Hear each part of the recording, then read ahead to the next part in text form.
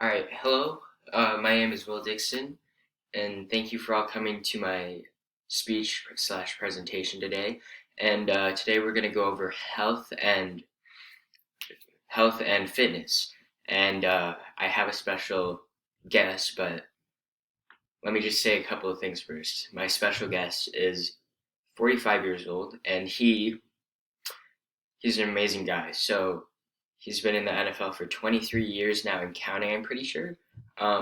He's won 7 Super Bowls in his past 23 years, which is amazing.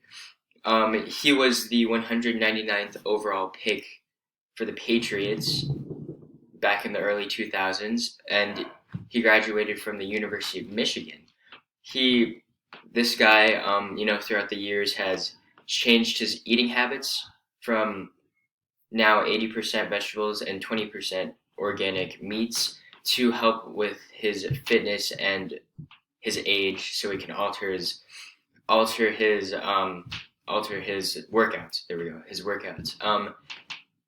So in his early childhoods, he grew up in a solid family, middle class family, and his whole family, brothers, sisters, parents, they were all athletes. So he was in a close knit group.